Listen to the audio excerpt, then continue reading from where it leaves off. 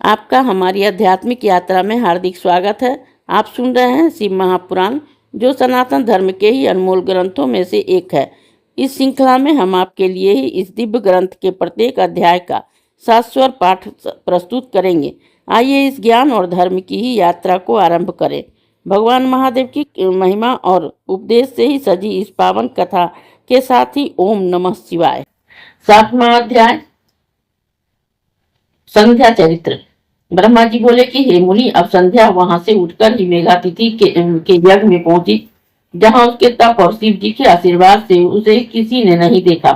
तब उसने अपने उपदेष्टा ब्रह्मचारी वशिष्ठ जी का स्मरण कर उन्हीं ही अपना पति समझ स्वीकार कर यज्ञ में बढ़ी हुई अग्नि में कूद पड़ी। शिव जी की कृपा से उसे कूदते हुए किसी ने नहीं देखा। पुरोडास हव्य के समान उसका शरीर तत्क्षण ही भस्म हो गया। अग्नि ने उसके शरीर को जलाकर सूर्य मंडल में प्रवेश करा दिया, जिससे सूर्य से व्यर्थी उसके शरीर के विभाग कर अपने रथ में ही स्थापित कर लिया, जिसके ऊपर का भाग रात्रि और दिन के बीच में होने वाली प्रातः काल संध्या हो गई, और उसका शेष भाग पितरों की प्रसन्नता के लिए ही दिन का अवसान वाली संध्या हो गई। अरुणोदय के समय की प्रातः संध्या और सूर्यास्त होते समय की लाल कमल के समान इस सायं संध्या होती है। उसके प्राण में दयालु शिव जी ने अपने दिव्य शरीर को में स्थापित कर लिया। उधर जब यज्ञ की समाप्ति हुई तो ऋषियों ने तप्त सुवर्ण के समान कांति वाली उस कन्या को अग्नि में पाया। उसे मेघातिथि ने ही प्रसन्नता से यज्ञ के लिए विधिवत स्नान कर अच्छी तरह गोद में लिया और उसका नाम अरुंधति रखा। मुनि ने उसकी अपनी एक निधि वाणी शिष्यों सहित ही उसका अपने आश्रम में ही पालन करने लगे। जब वह 5 वर्ष की हुई तो ब्रह्मा, विष्णु और महेश ने आकर ब्रह्मपुत्र वशिष्ठ के साथ उसका विवाह कर दिया।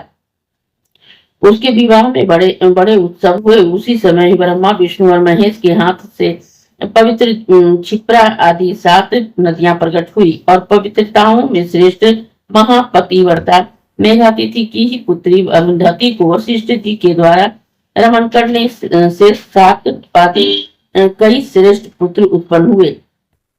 हे मुनियों, तुम्हारे लिए यह परम पवित्र और सबकाम फलदायक संध्या का चरित्र मैंने वर्णन किया है, जिसे सुनकर स्त्री हो या पुरुष सभी अपने मनोरथों को प्राप्त करेंगे, इसमें कोई संदेह नहीं है। इस अध्याय के श्रवण हेतु आपका हृदय से धन्यवाद।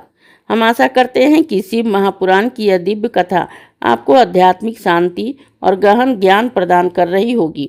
कृपया अगले अध्याय के लिए हमारे साथ जुड़े रहें और अपने सुझाव एवं भावनाएं कमेंट के माध्यम से अवश्य साझा करें।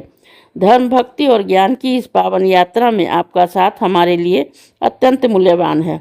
ओम नमः शिवाय। यदि यह प्रस्तुति आपको पसंद आई हो, लाइक करें, कमेंट करें, सब्सक्राइब जरूर करें, बेल आइकॉन दबाना ना भूलें, ताकि अगला अध्याय आपसे छूटे नहीं। और इस पावन ज्ञान को ही शेयर करें अपने परिवार और मित्रों तक।